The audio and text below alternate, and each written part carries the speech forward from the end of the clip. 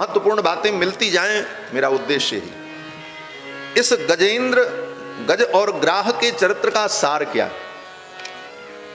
संक्षेप में केवल, गजराज जब डूब रहा था तो गजराज के परिवार के लोग उसे छोड़ करके चले गए। वो अकेले लड़ता रहा। लड़ते लड़ते जब थक गया तब उसे भगवान की याद आ गई। नियम है, अपबल तपबल और बाहुबल,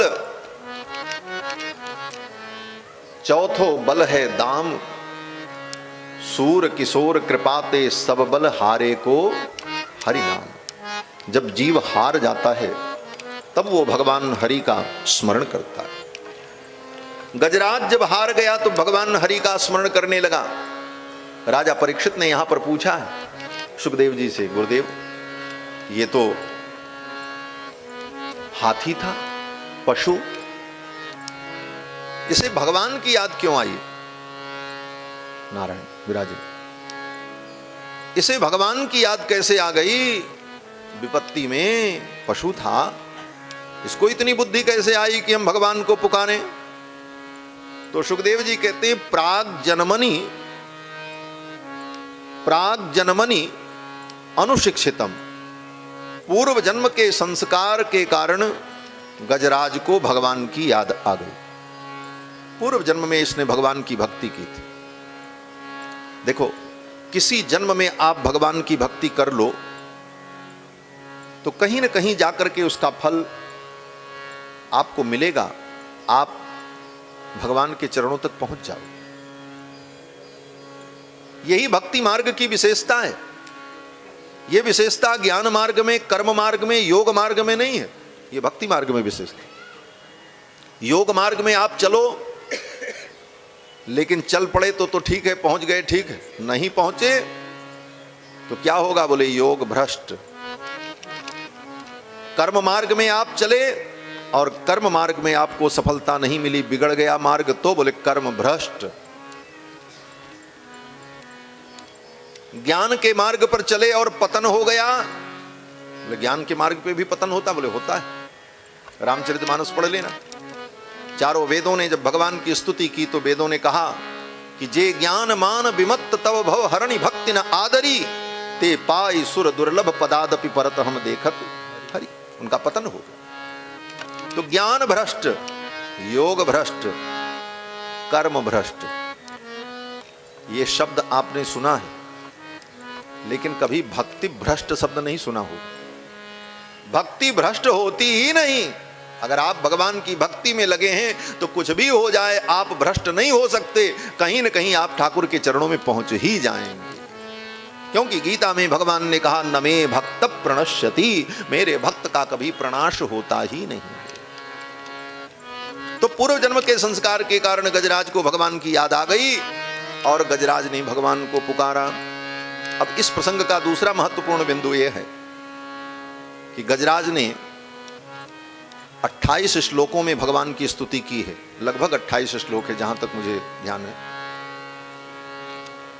28 श्लोकों में गजराज ने भगवान की स्तुति की, लेकिन गजराज ने कहीं भी भगवान का नाम नहीं लिया। बस स्तुति कर लिया और नाम नहीं लिया। ऐसा कैसे हो गया?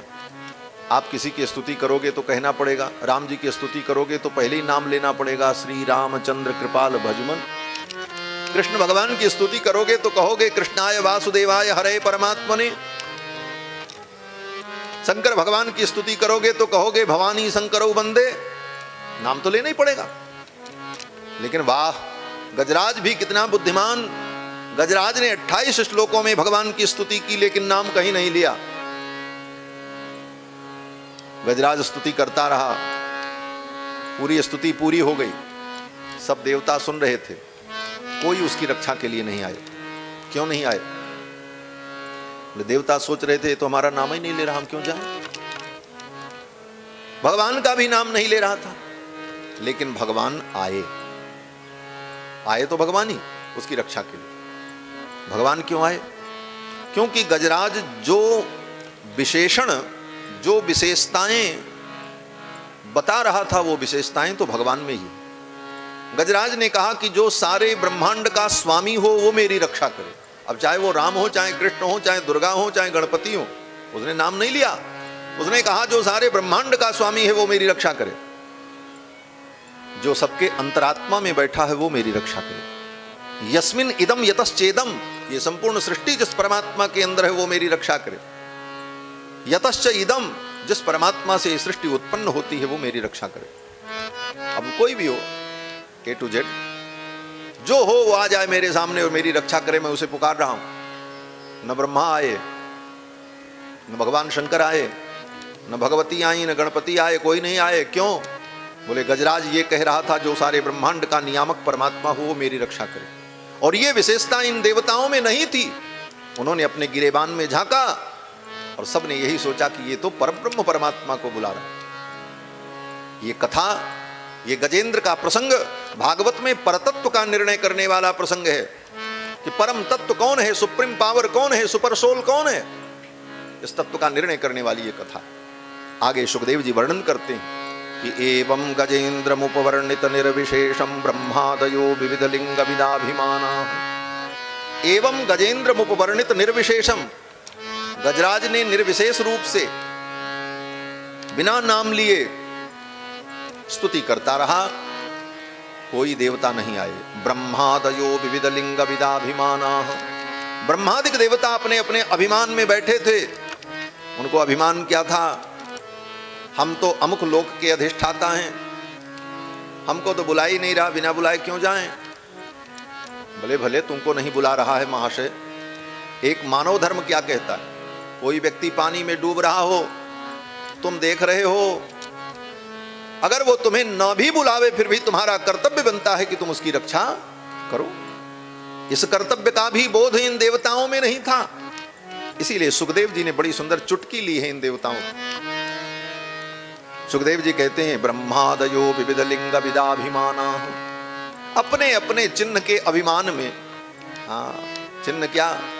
जैसे अधिकारियों के चिन्ह होते हैं, double star, triple star, batch, तो उनके पद के अनुसार होता है। तो अपने अपने चिन्ह को धारण किए हुए अपनी पद प्रतिष्ठा में देवता बैठे रहे। ब्रह्मादयो विविध लिंग विदाभिमाना नैते यदोपससुपुर निखिलात्मकत्वात् तत्राखिलामरमयो हरिराविरासीत्। जब कोई नहीं आया तो भगवान हरि आए। और भगवान आए कैसे? अपने गरुड़ पर बैठ करके आए।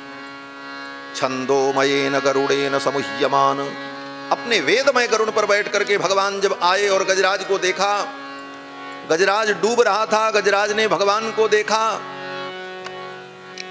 भगवान को देखते ही भगवान बड़े बेग से आ रहे थे हो।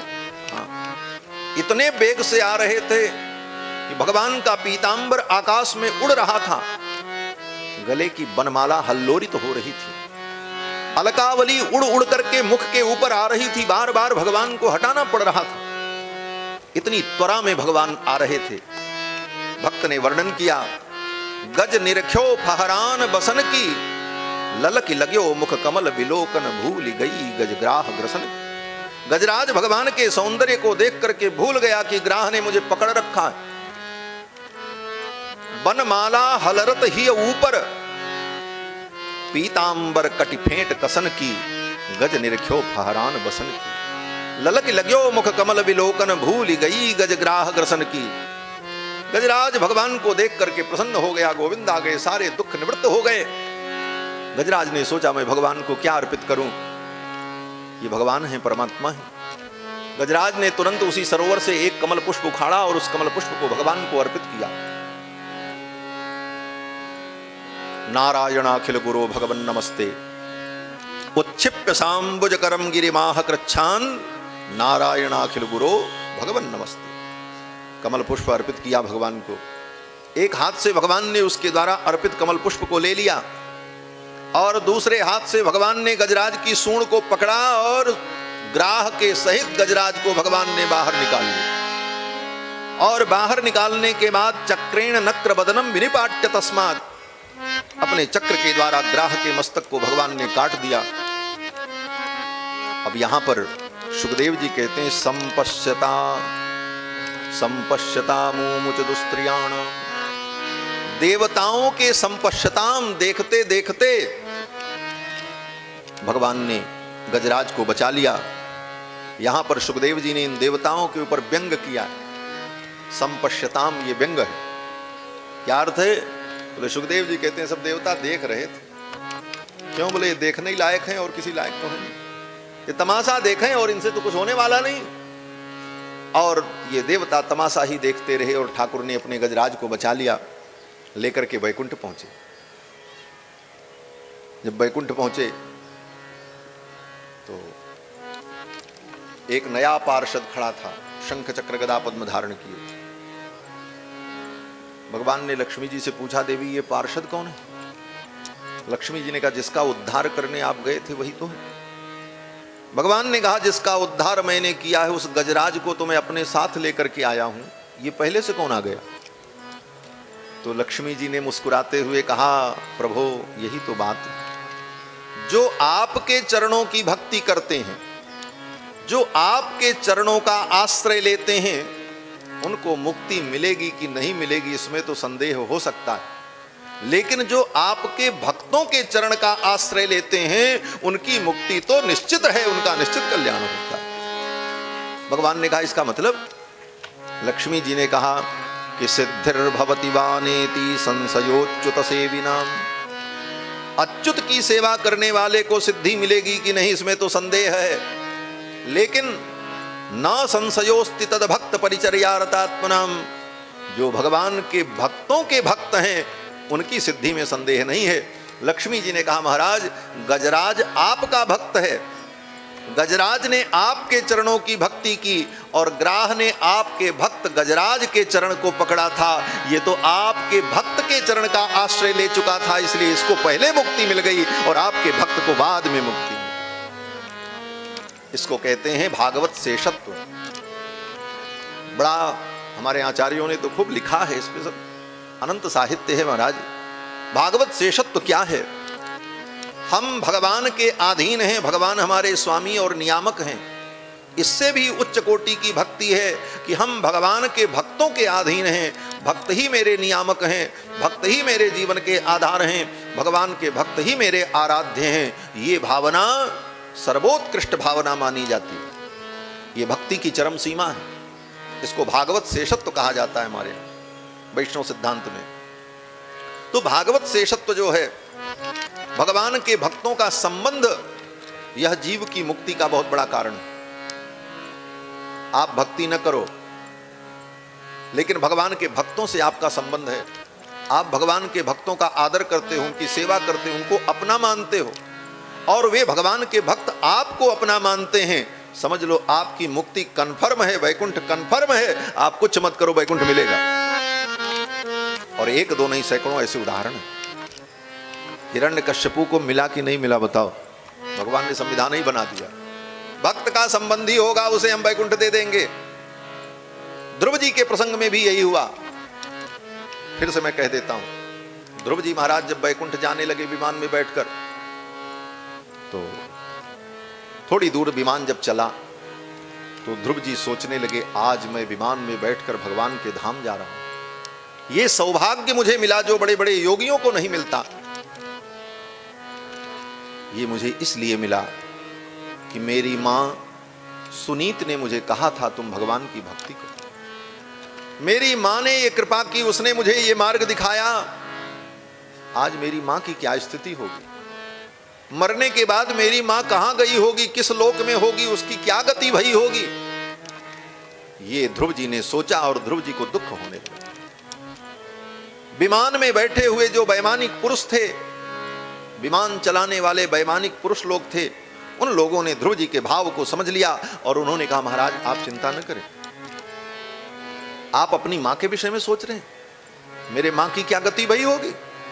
तो आप देखो, आपके विमान के आगे वो दिव्य विमान चल रहा है, देख लो। ध्रुव ने देखा तो उनके विमान के आगे एक विमान चल रहा था। देवताओं ने कहा, उस विमान में बैठ करके आपकी मां वैकुंठ जा रही है, आपसे पहले वो वैकुंठ पहुंच जाएंगे, आप चिंता मत करिए। आपके जैसा भक्त जिस कुल में उत्पन्न हो, उसकी तो 21 पीढ़ी तर जाती। पुरो यानेन गच्छतीम, आगे आगे चलती हुई विमान में बैठी हुई सुनीति का दर्शन करा दिया देवताओं ने। बंधुओं, भगवान के भक्तों से अगर संबंध है तो वह संबंध ही जीव को मुक्त कर देता। छांदोग्य उपनिषद में मंत्र आया कि स यदि पितृलोक कामो भवति संकल्पादेवास्य पितरः समुपतिष्ठन्ति, स यदि मातृलोक कामो भवति संकल्पादेवास्य मातरः समुपतिष्ठन्ति। अर्थात भगवान के भक्त अगर ये सोच लें कि मेरे चाचा जी मुक्त हो जाएं, मेरे पिताजी मुक्त हो जाएं, कहाँ होंगे, उनका क्या भया होगा, उस भक्त के स्मरण मात्र से उसके कुल खानदान के लोग तर जाते हैं। इसीलिए हमारे यहाँ कहा कि भगवान के भक्तों की भक्ति सर्वश्रेष्ठ है।